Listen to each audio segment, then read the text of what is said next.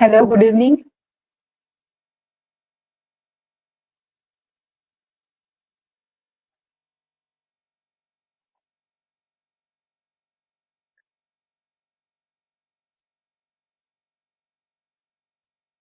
BCom sem 4 માં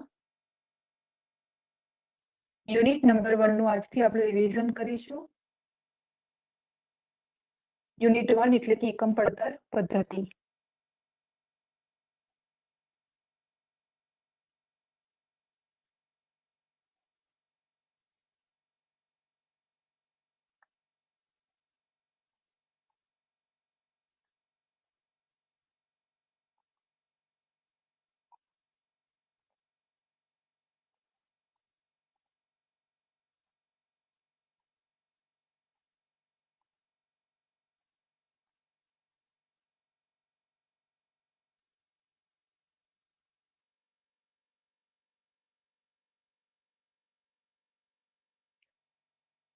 એકમ પડતર પદ્ધતિ.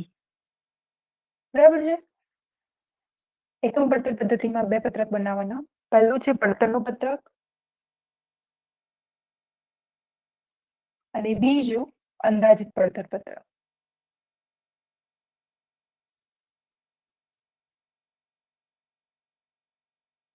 તો વન બાય વન આપણે જોઈએ. એક ડેમો બતાવું છું. નમૂનાનું પત્રક બનાવીને આપું છું.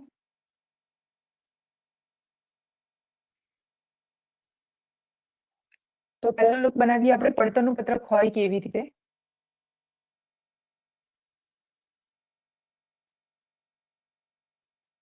કે પડતરનું પત્રક કેવું હોય. વિગત, કુલ અને એકમ દીઠ રૂપિયાનું કોલમ. બરાબર, આ 3 કોલમ બનાવવાના હોય.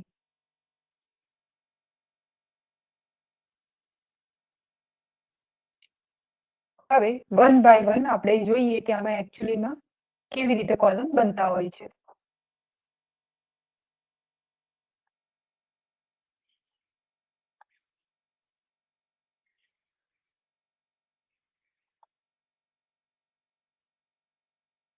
પત્રકમાં પહેલું માલ સામાન. વિગતમાં શરૂઆત કરવાની માલ સામાનથી. એની અંદર મજૂરી એડ કરવાની અને બીજા જે ખર્ચા હોય તે.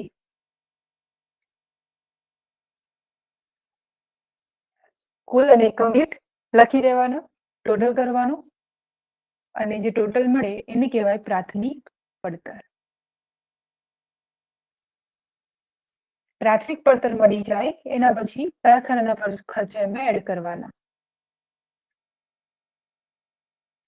તો કારખાનાના ખર્ચ પાછા બે પ્રકારના હોય.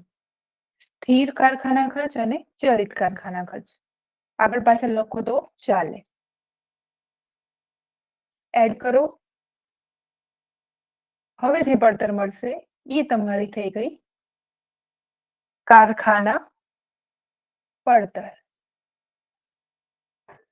Okay, next.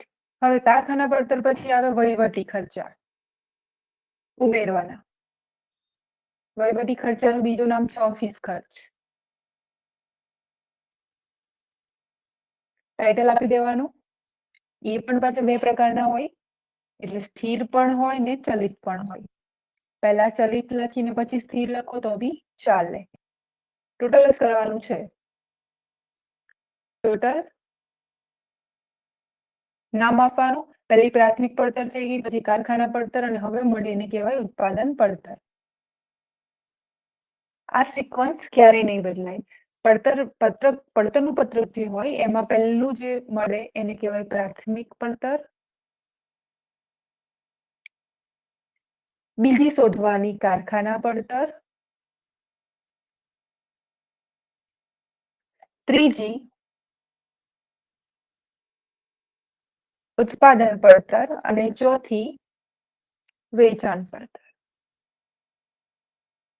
બરાબર, આ 4 વસ્તુઓ હોય.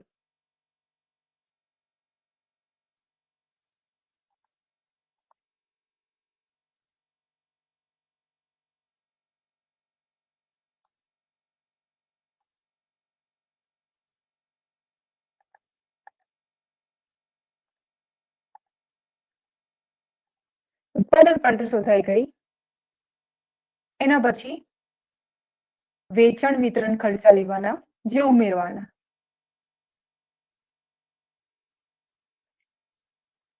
એ પણ પાછા બે પ્રકારના હોય, સ્થિર હોય અને ચલિત હોય.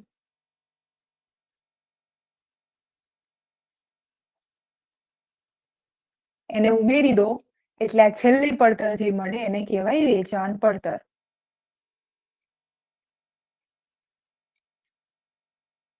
એની અંદર નફો કે ખોટ આપણે ઉમેરી દઈએ એટલે હવે જે ટોટલ મળે એ આપણું મળી જાય વેચાણ.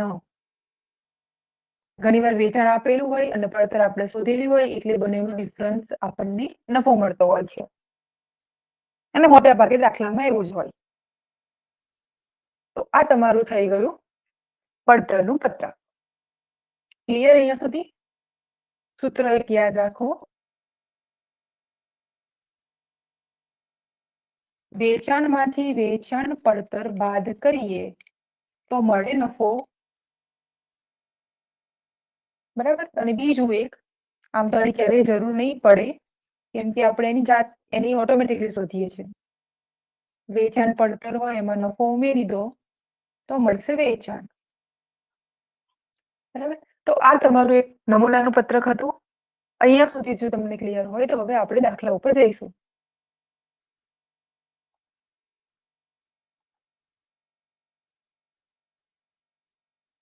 ઓકે, બધાને દેખાઈ રહ્યું છે ક્લિયર?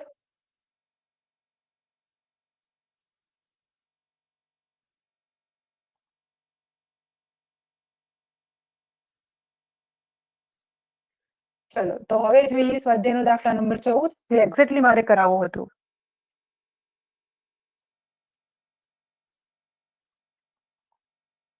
બરાબર, તમને સંખ્યા દેખાય છે પરફેક્ટ? ઓકે, થોડું ઝૂમ કરું છું.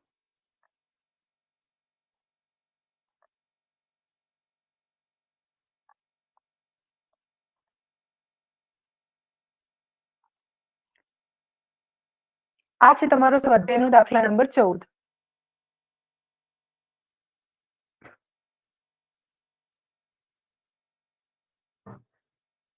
Page number 79. તમારી પાસે બુક હોય તો તમે જોઈ શકો છો, અધરવાઇઝ તમને અહીંયા સંખ્યા પરફેક્ટલી વિઝિબલ છે.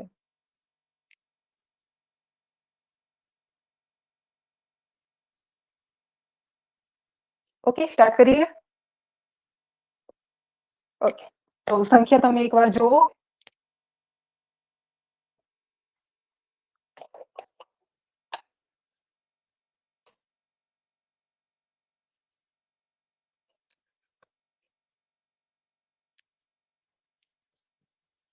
વર્ષ આપેલું છે 2023. સ્ટાર્ટિંગમાં કહી દીધું છે વર્ષ 2023 ના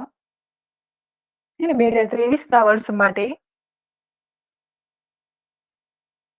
જોલી લિમિટેડના ચોપડામાંથી નીચેની વિગતો મેળવવામાં આવી છે. બરાબર, એટલે કોનું નામ છે? જોલી લિમિટેડનું છે. આપણને દાખલાનું નામ મળી ગયું તો આપણે એઝ ઇટ ઇઝ બે પત્રક બનાવવાના છે. હે ને, આપણે થિયરીમાં સમજી લીધું, બે પત્રક બનાવવાના.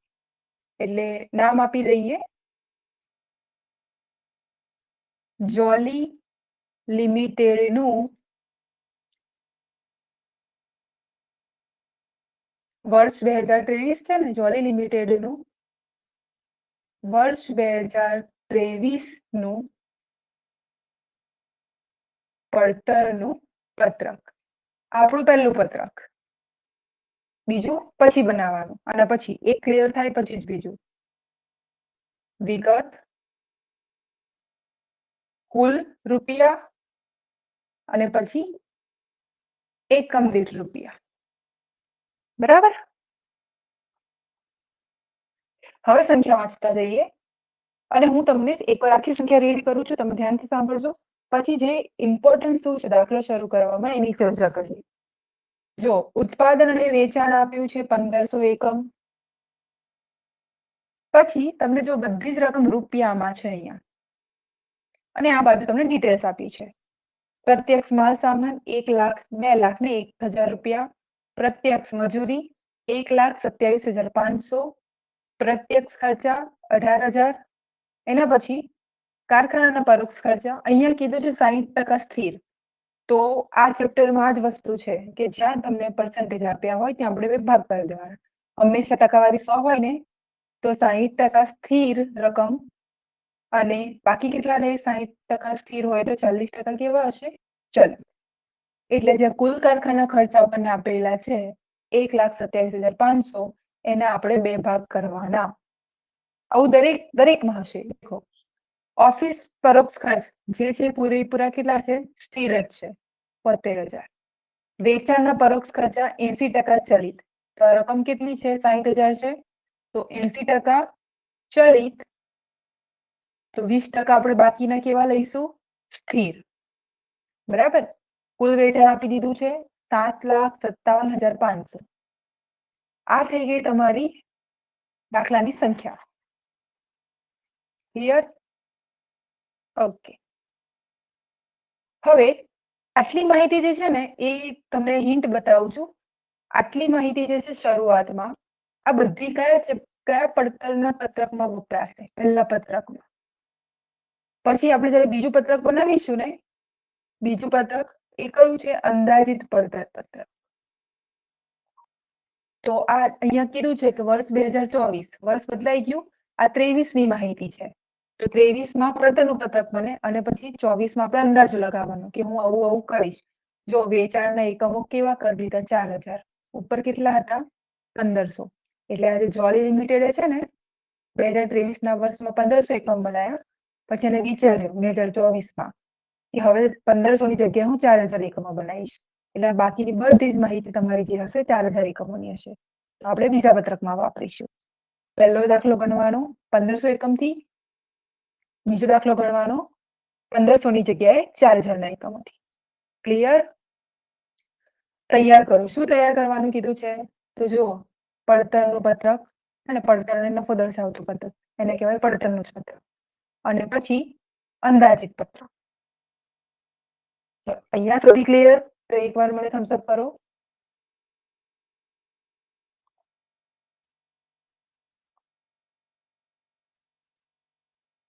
ક્લિયર? દરેકને ચેટ બોક્સમાં લખી શકો છો।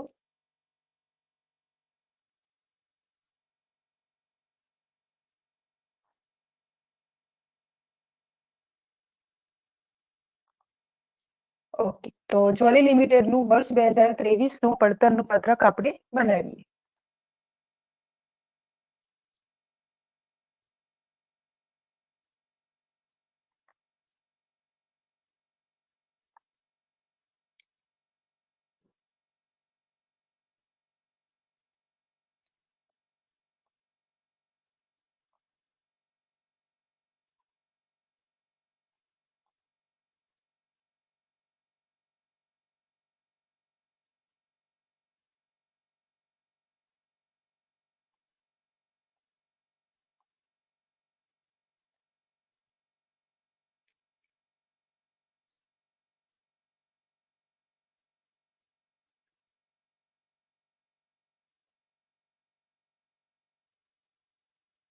ચલો, તો શરૂઆત કેવી રીતે કરવાની? તો તમે બનાવી દીધું હશે, ન બનાવ્યું હોય તો પછીથી બનાવજો। પહેલા નામ આપી દેવાનું, પછી અહીંયા ઉપર છે ને એક પેલેટી છોડવાની। તમે જ્યારે ચોપડામાં ડાયાગ્રામ બનાવો ને ત્યારે તો ત્યાં ઉત્પાદન અને વેચાણના એકમો લખવાના હોય છે। તો 2023ના વર્ષમાં કેટલું ઉત્પાદન છે? 1,500 એકમ।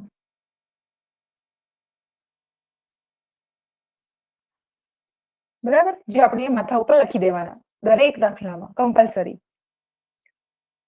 હવે દાખલાની શરૂઆત કરીએ। તો ક્યાંથી શરૂઆત થાય? આપણે પહેલા સ્ટાર્ટિંગમાં તમને સમજાવ્યું કે પહેલું લખાય માલ સામાન। બરાબર? સંખ્યામાં જોઈએ માલ સામાન કેટલા રૂપિયા છે?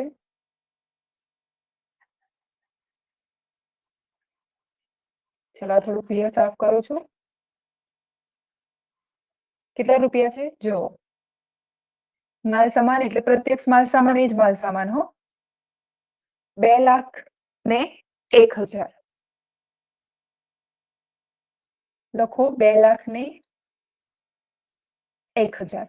હવે એકમ દીઠ કિંમતો કેવી રીતે શોધવાની? તો 2,00,000 કુલ હોય ને એની ભાગ્યા કરવાના એકમો હંમેશા। તો જે મળે શું મળે? એકમ દીઠ રૂપિયા. તો 2,01,000 ભાગ્યા 1500 કરો.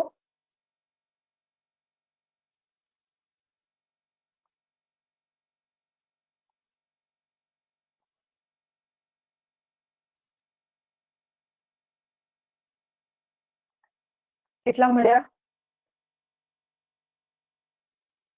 134.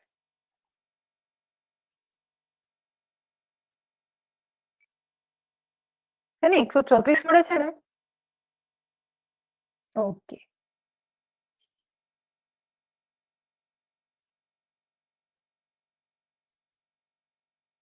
પછી મજૂરી લેવાની. મજૂરી કેટલી છે? જો પ્રત્યક્ષ મજૂરી આ બાજુ આવો 1,27,500. 1,27,500 ભાગ્યા 1500 કરો. કેટલા આવ્યા? 84 રૂપિયા.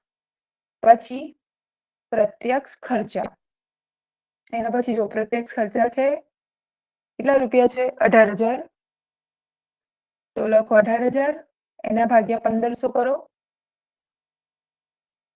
તો 12 રૂપિયા આવશે. 12. 3 થઈ જાય પછી એનું ટોટલ કરવાનું. જે મળે એને શું કહેવાય? પ્રાથમિક પડતર. 231 રૂપિયા આવ્યા આમાં.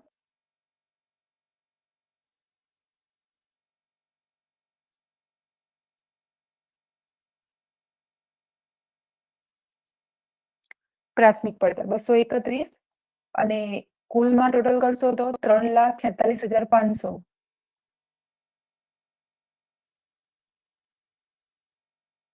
આ મળી ગઈ કુલ પ્રાથમિક પડતર. એના પછી કારખાનાના ખર્ચા. આ રીતે આમ ટાઇટલ આપવાનું, નીચે અંડરલાઈન ખાસ કરવાની તો હેડિંગ આખું તમારું અલગ પડે. અને કેટલા છે જોઈ લો. કારખાનાના પરોક્ષ ખર્ચમાં કીધું છે 60% સ્થિર છે. તો આપણે કેવી રીતે લખવાના? સ્થિર અને ચલિતના અલગ અલગ લખવાના. તો પહેલા ટાઇટલ આપી દેવાનું સ્થિરનું અને પછી ચલિતનું. 60% સ્થિર તો 40% ચલિત. કુલ રકમ કેટલી છે આપણી? જો 1,27,500 છે. તો પત્રકમાં આવી જાઓ. 1,27,500 ના 60%. 1,27,500 ના 40%. Calculate please. તો ચલિતમાં આવશે 76,500 અને 51 રૂપિયા. અને એકમ દીઠ ભાગાકાર કરશો એટલે 51 રૂપિયા. અને ચલિત ખર્ચમાં તમે 1,27,500 ના 40% કરો એટલે 51,000 મળશે. અને એકમ દીઠ કિંમત પછી 51,000 ભાગ્યા 1500 કરવાના. બરાબર છે? એટલે 34 રૂપિયા મળશે.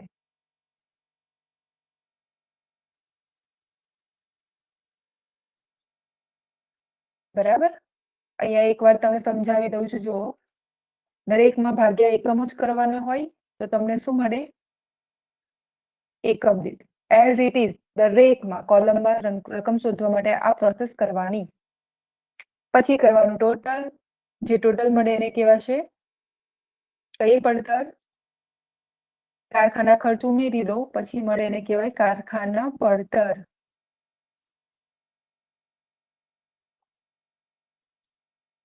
₹4,74,000 અને એકમ દીઠ 314.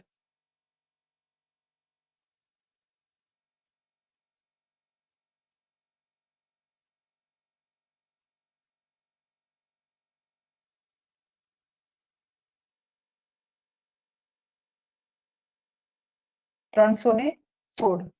314 છે કે 16 આવ્યા? 316. ઓકે.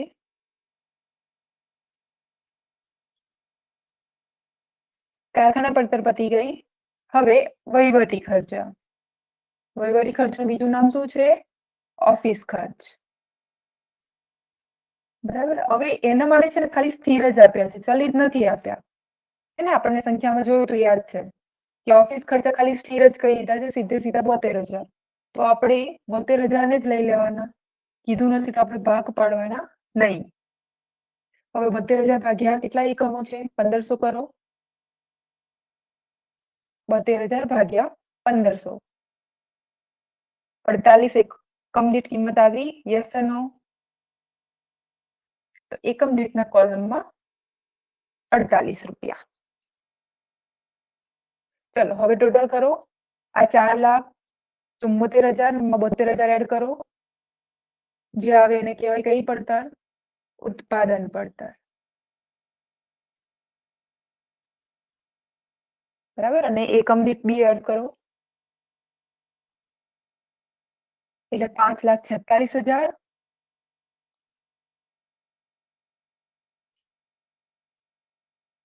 અને 316 વત્તા 48 કરો તો 364. ક્લિયર આટલું? ચલો ઉત્પાદન પડતર મળી ગઈ. એના પછી શું આવતું હતું યાદ છે ને? ઉત્પાદન પડતર પછી શું આવે? બરાબર છે, કરેક્ટ. ઉત્પાદન પડતર પછી આવે વેચાણ વિતરણ ખર્ચ. એમાં પણ બે પ્રકારના હોય, સ્થિર અને ચલિત. ટાઇટલ આપી દેવાનો. રકમમાં જોઈ લઈએ. જો વેચાણ વિતરણ ખર્ચ કહી દો કે વેચાણ ખર્ચ, આ બધું એક જ હો. કેટલા ટકા ચલિત કીધા છે? આ કુલ રકમ 60,000 છે. તમે જોઈ શકો છો અહીંયા કુલ રકમ 60,000, એમાંથી 80% ચલિત, તો બાકીના 20% સ્થિર હશે. ક્લિયર? ચલો તો અહીંયા એન્ટ્રી આપું છું.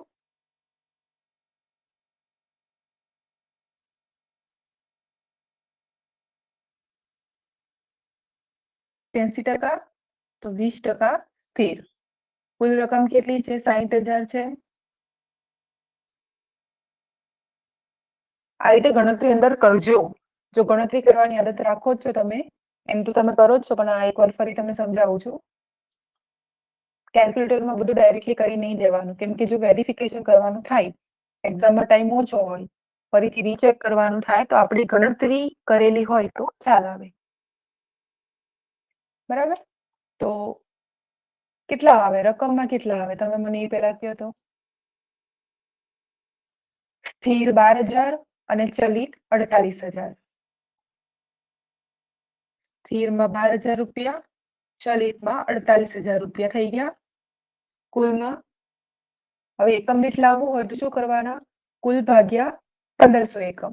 તો 12,000 ભાગ્યા 1,500 કરો અને 48,000 ભાગ્યા 1,500 કરો.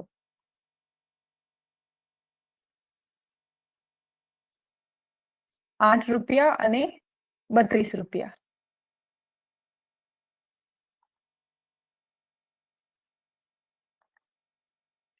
ચલો ક્લિયર? આપણું પડતરનું પત્રક પૂરું થવા જઈ રહ્યું છે. હવે જે ટોટલ કરશો એ મળશે તમારી વેચાણ પડતર. કેલ્ક્યુલેટ કરો. ચલો 364 માં હવે ₹8 આ 32 રૂપિયા એડ કરી દો. 404 મળ્યા. ટોટલ કરો. 404 રૂપિયા મળવા જ જોઈએ. અને 5,46,000 વત્તા 12,000 વત્તા 48,000 કરો તો 6,06,000 રૂપિયા વેચાણ પડતર મળી. હવે ઘણા એવો પ્રશ્ન પૂછે કે મેડમ આ કેવી રીતે આવ્યું? તો જો ટોટલ કરશો ને ઉપરથી નીચે તો બી આવશે. બીજું, આ 404 તમારે ટોટલ કર્યા વગર લાવવા છે, તો 6,06,000 એના ભાગ્યા 1,500 કરો તો એકવાર, તો બી 404 રૂપિયા આવશે. એટલે આ કુલનું જે કોલમ હોય ને એ આખું એકમો પર આધારિત હોય. એને ભાગ્યા એકમો કરો એટલે તમારી એકમ દીઠ રકમ મળી જાય. આવું થોડું બેઝિક આપણે પણ ધ્યાનમાં રાખીશું. હવે વેચાણ પડતર મળી ગઈ પછી કાં તો નફો આવશે કાં તો ધંધામાં ખોટ આવે, બંને એક સાથે હોઈ શકે નહીં. તો આપણે શું કરવાનું? આપણને તો કીધું નથી કે નફો છે કે ખોટ, કીધું છે કે નથી કીધું, પણ છેલ્લે તમને વેચાણ આપી દીધું છે. જુઓ, અને આ વેચાણ કીધું છે 2023 ના જ વર્ષનું છે. કેટલું છે? 7,57,500 રૂપિયા કુલ વેચાણ કહી દીધું છે. તો આપણે શું કરવાનું? 7,57,500 રૂપિયા આપણે લખી દઈએ વેચાણ.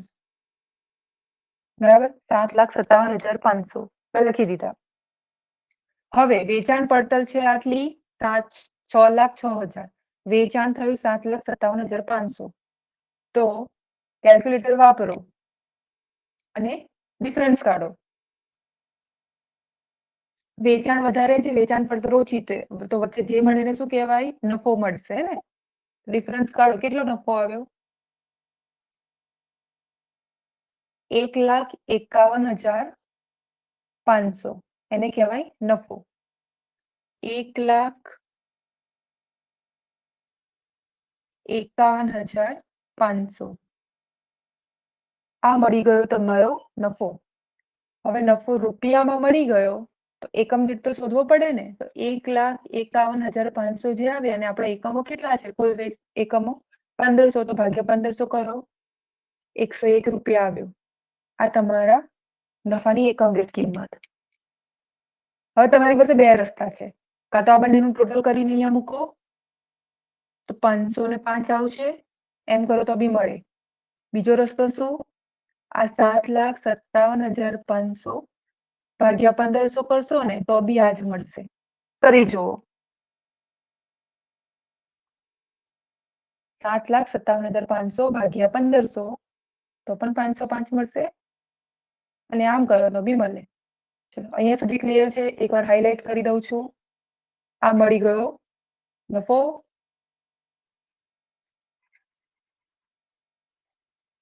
તમારો વર્ષ 2023 નો નફો. ચલો, આ પત્રક ક્લિયર હોય તો મને એકવાર ચેટમાં રન કરો તો આગળ જઈએ. ઓકે, સોલંકી વૈશાલી વૈભવી જોઈન છે. વૈભવી, તમને ક્લિયર દેખાય છે હવે?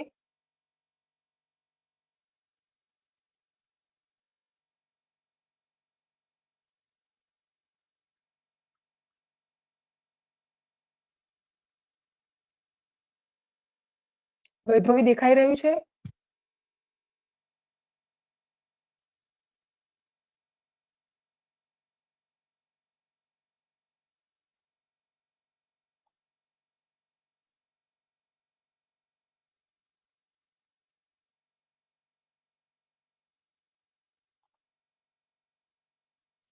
તો હવે આપણે બનાવીએ એના પછીનું પત્રક.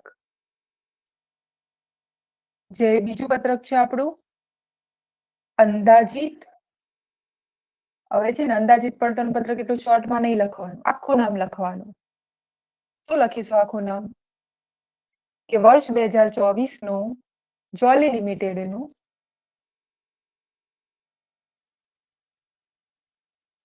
વર્ષ 2024 નું નામ શું છે આપણા દાખલાનું? જોલી લિમિટેડ નું અંદાજિત પડતર પત્રક. ક્લિયર? નામ આપવું ખાસ જરૂરી છે. હવે એમાં પહેલું વિગત. હવે પડતરના પત્રકમાં શું કરતા હતા? કુલ પહેલા બનાવતા હતા અને પછી એકમ દીઠ. આમાં સિક્વન્સ ચેન્જ કરી દેવાની. પહેલા એકમ દીઠ રૂપિયા લઈ લેવાના અને પછી કુલ મૂકવાનું. It's clear? આ ઇમ્પોર્ટન્ટ છે.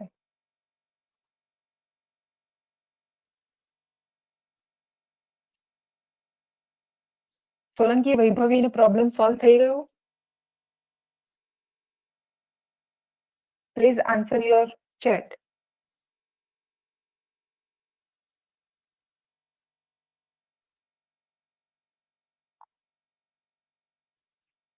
ચલો, તો હવે આપણે સ્ટાર્ટ કરીએ. હવે તમને થાય કે અંદાજિત પડતરનું પત્રક કેવી રીતે બનાવવાનું? તો સેમ આ જ સિક્વેન્સ, આ જ સિક્વન્સમાં બેક ટુ, ખાલી કુલ અને એકમ દીઠની રકમ બદલાશે. ઓકે, તો પહેલા હું સંખ્યા વાંચું છું. જો, આ ઉપરનું છે ને એને આપણે થોડું રિમૂવ કરી દઈએ કેમ કે એની હવે જરૂર નહીં પડે. હવે આપણે આમાં આવી જાઓ. વર્ષ 2024માં કેટલો અંદાજ છે તે પહેલું ઉત્પાદન અને વેચાણ કેટલું કરવાનું છે 4000 એકમો. તો આપણે અહીંયા છે ને જેમ અગાઉના દાખલામાં કેવું ટાઇટલમાં લખ્યું હતું એવું અહીંયા લખી દેવાનું. ઉપર મથાળામાં ઉત્પાદન અને વેચાણ કેટલા એકમો 4000 એકમ કેમ કે આપણને ભાગાકાર કરવાની ખબર પડે. હવે શરૂ કરું છું દાખલો. માલ સામાનથી શરૂઆત કરવાની. પહેલી માલ સામાનની હવાલો વાંચતા જઈએ. હવાલા નંબર 1 એકમ દીઠ પ્રત્યક્ષ માલ સામાન. આ પ્રત્યક્ષ કહી દો, પ્રત્યક્ષ શબ્દનો યુઝ કરો કે ન કરો કોઈ ફરક પડે નહીં, બરાબર. એકમ દીઠ માલ સામાન ખર્ચમાં 41 રૂપિયાનો વધારો થશે. કેટલો રૂપિયા વધારવાનો? 41 રૂપિયા. હવે મારે તમને હવાલા સમજાવતા પહેલા બીજી એક વસ્તુ તમને હાઇલાઇટ આપું, બરાબર. કે માલ સામાન મજૂરી અને ખર્ચ આ 3 વસ્તુ હોય ને એમાં જ્યારે વધારો કરવાનો કે તો એકમ દીઠ કીધો હોય તો એકમ દીઠ વધારવાનો, કુલ કીધો હોય તો કુલમાં વધારવાનો. જ્યાં વધારો થશે હું એમાં આ પત્રકમાં ગોળ રાઉન્ડ કરીશ. અહીંયા આપણે શેના વધારવાનો છે? 134 જૂના લેવાના અને એમાં બીજા 41 રૂપિયા વધારવાના. તો માલ સામાન 134 રૂપિયા પ્લસ વધારો કેટલો કીધો? 41 રૂપિયા. ટોટલ કરો કેટલા થાય? 134 વત્તા 41 એટલે 175. 175 એકમ દીઠ કોલમમાં લખી દેવાના. અને હવે કુલમાં લખવા માટે શું કરવાનું? તો પેલામાં ભાગાકાર કરતા હતા, હવે ગુણાકાર કરવાનો. તો 175 ગુણ્યા 4000 એકમ કરો. જે આવે તમારે અહીંયા બાજુમાં મૂકવાનું. કેટલા આવે છે? 7 લાખ રૂપિયા આવશે. 7 લાખ રૂપિયા માલ સામાન થઈ ગયું. હવે એઝ ઇટ ઇઝ આ જ રીતે મજૂરી કરવાની. તો મજૂરી માટે પણ હવાલો છે, આપણે વાંચી લઈએ. જો એકમ દીઠ પ્રત્યક્ષ મજૂરી ખર્ચમાં, હવે પ્રત્યક્ષ શબ્દ વાપરો કે ન વાપરો કોઈ ફરક પડે નહીં. આપણે શોર્ટમાં મજૂરી લખ્યું છે, તમે એને પૂરેપૂરું આખું પ્રત્યક્ષ મજૂરી પણ લખી શકો છો. શું કીધું છે? કેટલો વધારો? 20% વધારો. ચલો ઈઝી છે. મજૂરી આપણી કેટલી છે? 84 રૂપિયા. તો પહેલા જૂની લઈ લેવાની. કેટલા રૂપિયા? 84 રૂપિયા. એમાં વધારો કરવાનો કેટલો? 20% વધારો. એટલે કેલ્ક્યુલેટરમાં 84 ના 20% કરો તમે, એટલે 17 રૂપિયા થશે. 84 ના 20% કરશો એટલે 17 રૂપિયા અને બંનેને એડ કરો. 84 વત્તા 17 એટલે 102. તો અહીંયા 102 ગુણ્યા એકમો કેટલા છે? 4000. એટલે 4,08,000 થશે.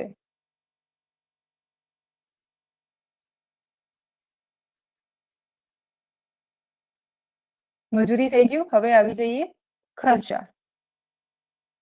ખર્ચા કેટલા છે જોઈ લઈએ. જો આ પ્રત્યક્ષ ખર્ચા આપણા 18,000 અને 12,000 છે. હવાલો છે કઈ જોઈ લઈએ. આમાં વાંચો. પહેલો હવાલો તો પતી ગયો, બીજો બી પતી ગયો. ત્રીજામાં તો સ્થિર કારખાના ખર્ચની વાત કરી છે. નહીં, પણ આપણે કારખાના ખર્ચ નહીં, આપણે ખાલી પ્રત્યક્ષ ખર્ચા જોઈએ છે.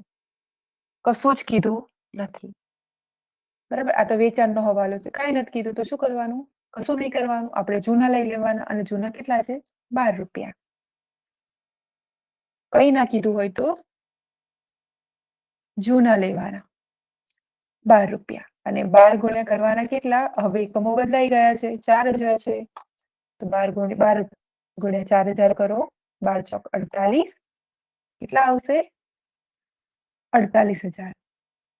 ટોટલ કરો બધાનું. આ બધું ટોટલ કરો એટલે કઈ પડતર મળે? પ્રાથમિક પડતર. 175 વત્તા 102 વત્તા 12 એટલે 289. 289 અને એ જ પ્રમાણે કુલનું ટોટલ કરો 11,56,000. ડન? ક્લિયર?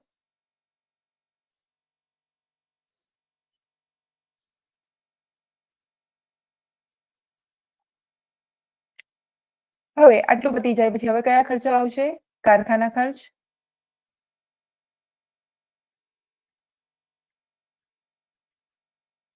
કારખાના ખર્ચ આપણને ખબર છે બે પ્રકારના છે ને, ચલિત અને સ્થિર. અહીંયા આપણે લખ્યું છે જો પહેલા સ્થિર લેવાના પછી ચલિત.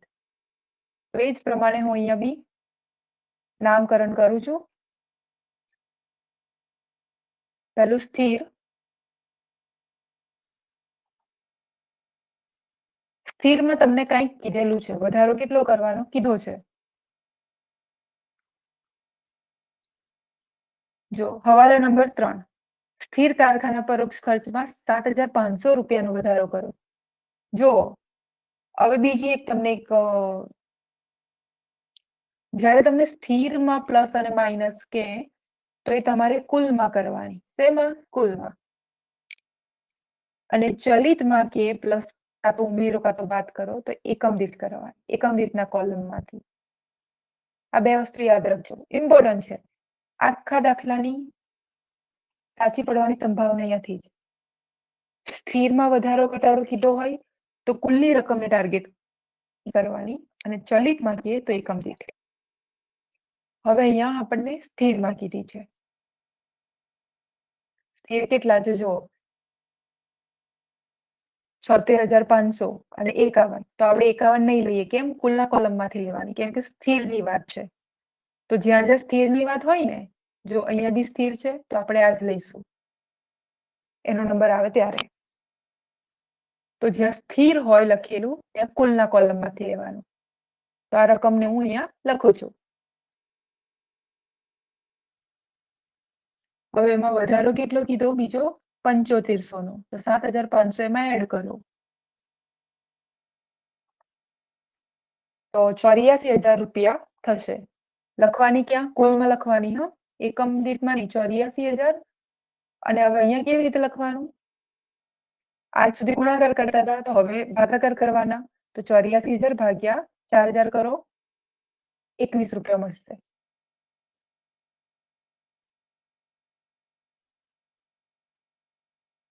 હવે કારખાનાના સ્થિરનું કામ પતી ગયું, કારખાનાના ચલિત ખર્ચમાં આવી જઈએ. હવાલામાં વાંચીએ. સ્થિરમાં જ વધારો ઘટાડો કીધો છે. જો વધારો કરવાનો કીધો તો કરી દીધો. હવે તો કયો ખર્ચ આવી ગયો? વેચાણ ખર્ચ.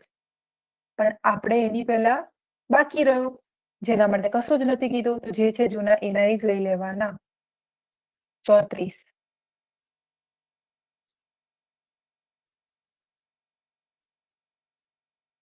ચલિત જૂના જ.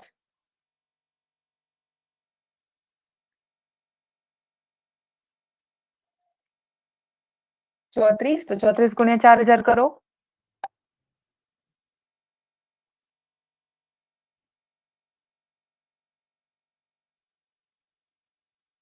એક લાખ ને 36,000.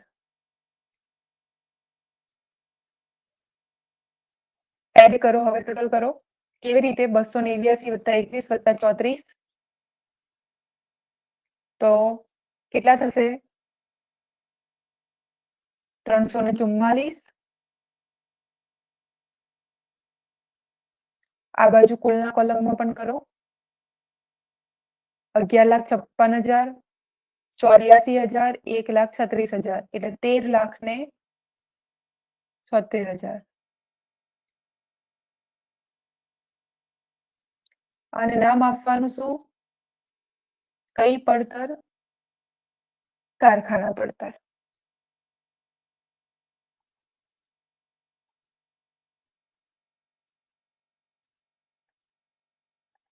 હવે કારખાના પડતર પછી કઈ પડતર આવે?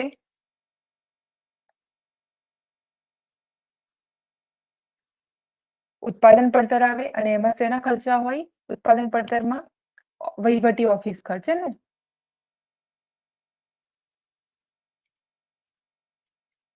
તમને બંનેનું નામ એટલા માટે યાદ કરાવું છે કેમ કે તમને ઘણીવાર પરીક્ષામાં બેમાંથી કયું નામ હોય આપણને ખ્યાલ નથી હોતો, તો બંનેનું નામ તમને ખબર હોવા જોઈએ.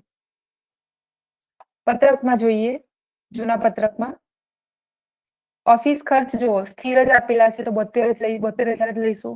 જ્યાં જ્યાં સ્થિર ખર્ચ લેવાના થાય ને તો કુલના કોલમમાંથી રકમ ઉપાડવાની. તો સ્થિર 72,000, કશું જ સુધારા વધારા કીધા નથી, આપણે ડાયરેક્ટ વેચાણના ખર્ચમાં સુધારા કરવાના છે. 72,000 લખ્યા, રકમમાં લખવાના હે ને? ઓકે, અને એનો ભાગાકાર કરવાનો પછી. અહીંયા નહીં, ક્યાં આવે? આ બાજુ. 72,000 ભાગ્યા 4,000 કરો.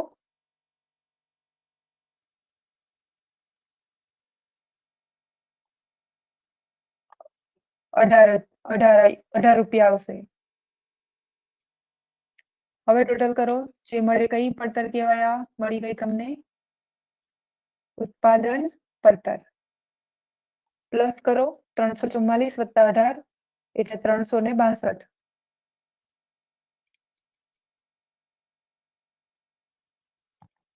પછી 13,76,000 વત્તા 72,000 તો 14,48,000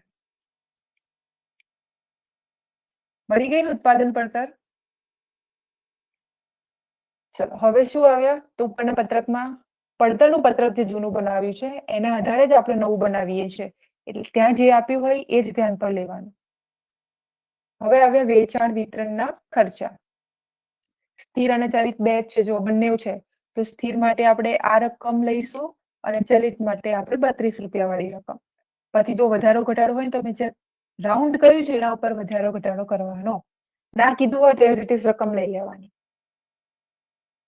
સ્થિર વેચાણ વિતરણના ખર્ચા, ટાઇટલ આપી દેવાનું પહેલા, વેચાણ વિતરણ ખર્ચ. પહેલા સ્થિર લેવાના, પછી ચલિત લઈ. હવે હવાલો વાંચી લઈએ. ત્રીજો હવાલો પતી ગયો, ચોથો હવાલો આવ્યા. શું કીધું છે? એકમ દીઠ ચલિત ખર્ચમાં એકમ દીઠની વાત છે, એમાં 3 રૂપિયા વધારવાનું. હવે એક ચલિતની વાત છે, આપણને સ્થિર માટે તો કશું જ નથી કીધું, તો પહેલા સ્થિર બતાવી દઈએ, પછી ચલિતનો આ હવાલો વાપરશું. તો ચલિતમાં કીધું છે, સ્થિરમાં કશું જ નથી કીધું, તો સ્થિરમાં આપણે જૂના જેટલા આપ્યા છે, કેટલા? 12,000 હતા ને, તો 12,000 એવા ને એવા જ. જો બતાવું છું એકવાર પત્રક, હે ને? સ્થિર 12,000 લખી દીધા. તો હવે 12,000 ભાગ્યા 4 કરો, 3 રૂપિયા. અને ચલિતમાં 3 રૂપિયા વધારવાના છે, એટલે 32 છે ને, એકમ દીઠ જો 32 રૂપિયા આપ્યા છે, અહીંયા આ 32 રૂપિયા છે, તો આપણે અંદર લખવાના 32 વત્તા બીજો વધારો કેટલા રૂપિયાનો કીધો? 3 રૂપિયા વધારો, એટલે 32 ને 3 કેટલા થાય? 35 થાય. હવે 35 ગુણ્યા 4,000 કરો,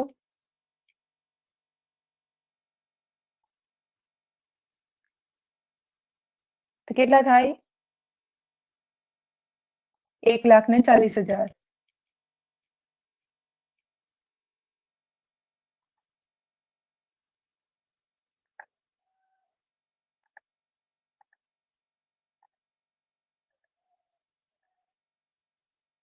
હવે શું કરવાનું?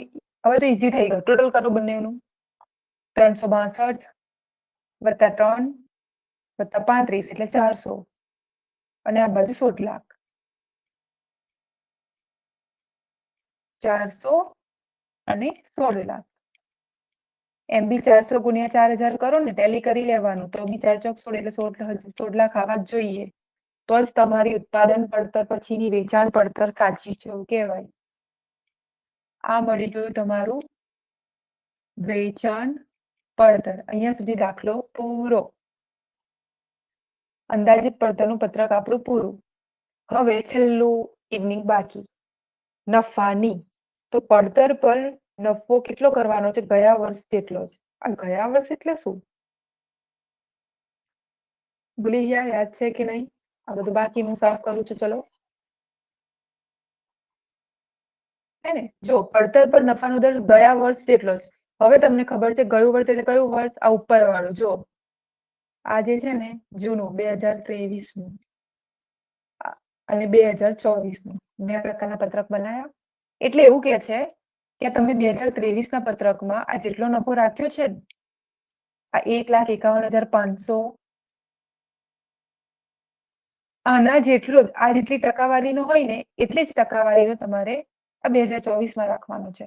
હવે આ છે ને તમે લખીને રાખો. આવો જ દાખલો પરીક્ષાઓમાં મોસ્ટલી હોય છે કે નફો કેવી રીતે શોધવાનું કીધું તમને? ગયા વર્ષ જેટલો જ નફો. બરાબર, તો આની ગણતરી એકદમ ઈઝી છે. કેવી રીતે? વર્ષ 2023 નું એક બાજુ ગણતરી કરવાની, એની પડતર અને નફો બે લખી લો. વર્ષ 2023 માં પડતર કેટલી હતી? એટલે પડતર એટલે વેચાણ પડતર. ઉપર આવો ન યાદ હોય તો આપણે ઉપર જોઈ લઈએ. જો 6,06,000 અને 1,51,500. 6,06,000 રૂપિયા છે ત્યારે નફો કેટલો થયો? 1,51,500 રૂપિયા. જો વેચાણ પડતર 6,06,000 હોય તો નફો કેટલો? 1,51,500. તો આપણે હવે 2023-2024 જે છે એમાં પડતર કેટલી મળી જોઈ લો, 16 લાખ. તો આપણને નફો ખબર નથી તો શોધવાનો છે. તો હવે મૂકીશું આપણે જે આપણે વર્ષોથી શીખતા આવ્યા છે પદ. કેવી રીતે મૂકવાનું? એક બાજુ લખવાની વેચાણ પડતર અને બીજી બાજુ લખવાનું નફો.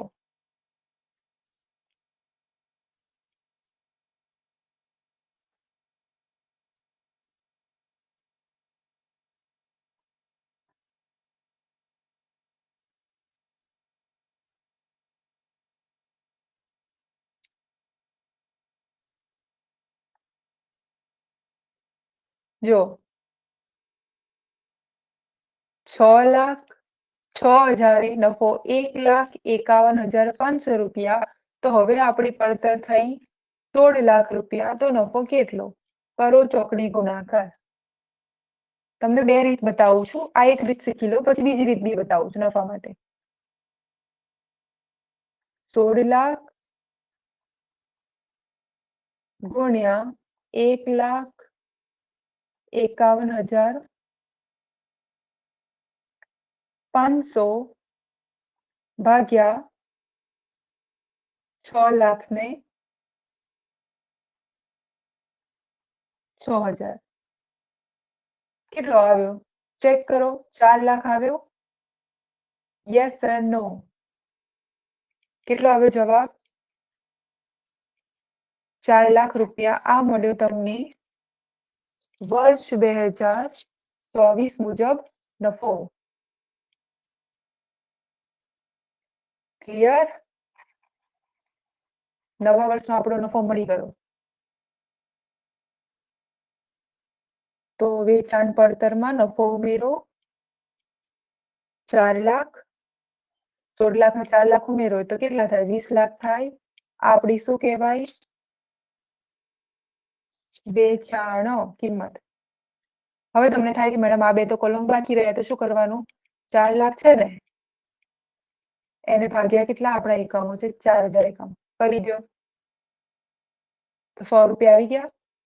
તો એકમ દીઠ 100. ટોટલ કરો 500 થઈ ગયા. હવે એમ ન સમજ પડે તો 20 લાખ ભાગ્યા 4,000 કરશો તો બી 500 મળશે. આમ કે તેમ જવાબ તમારો બંધ બેસી જશે. અહીંયા સુધી ક્લિયર હોય તો એકવાર મને ગ્રીન સિગ્નલ આપી દો.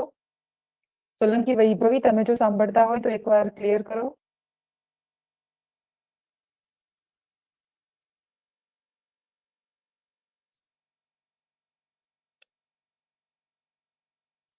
ઓકે, ચલો તો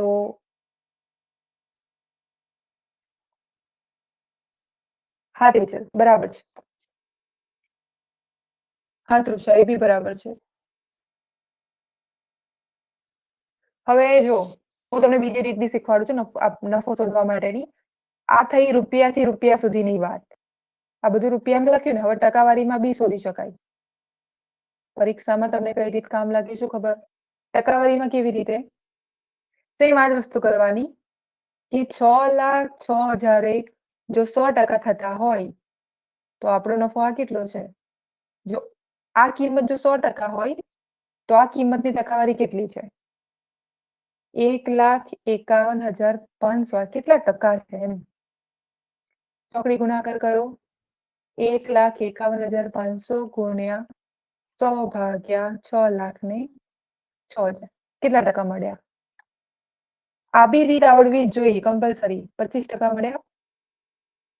એનો મિનિંગ શું થાય કે આપણે નફો કેટલા ટકા રાખવાનો છે? 25% નફો રાખવાનો. તો હવે વર્ષ 2024 મારે શોધવો હોય આ રીતથી તો વેચાણ પડતર મારી 16 લાખ છે તો 16 લાખના 25% ત્યાં કરું તો 4 લાખ મળે કે ન મળે? યસ કે નો? છે ને સરસ દાખલો. તો આવો જ પરીક્ષામાં પૂછાય. 25% જ મળ્યું કહેવાય. ડાયરેક્ટ 25% કરશો ને અહીંયાથી તો બી તમારું આ પત્રક સરસ રીતે બની જશે. આટલું તમે કરો તો તમને પરીક્ષામાં 10 કાં તો 20 માર્ક્સનો દાખલો હોય યુનિવર્સિટીની એક્ઝામમાં. હે 10 માર્ક્સ હોય 20 માર્ક્સ જે હોય તે તો તમને મળે. ઓકે ક્લિયર અહીંયા સુધી? તો આ લેક્ચર અહીંયા જ વાઇન્ડ અપ કરું છું. હે ને કેમ કે આજે થોડુંક આપણે સર્વરના પ્રોબ્લેમના કારણે પણ આવું રોજ રોજ ન થાય. આજે આટલા એમાં પહેલી વાર બન્યું. બરાબર. તો તમે તમારા રિવિઝનમાં આ દાખલો જોઈ લેજો. એ વખતે ન કર્યો તો ફરી કરી દેજો. બરાબર.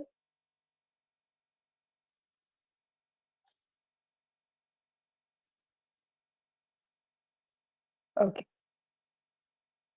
અને રેકોર્ડિંગમાં જોતા રહેજો. રિવિઝન્સના થોડા લેક્ચર્સ રેકોર્ડિંગમાં બી આવશે જ. ચલો મળીએ તો નેક્સ્ટ લેક્ચરમાં. હા ઓકે. વિધિન 30 મિનિટની અંદર આ લેક્ચર તમને રેકોર્ડિંગમાં દેખાશે તો તમે દરેક વિદ્યાર્થીઓ જોઈ લેજો. અને પીડીએફ બી આની હું તમને મટીરિયલમાં એડ કરું છું તો એ પણ તમે જોઈ લેજો અને તમારી નોટ્સબુકમાં એડ કરી દેજો.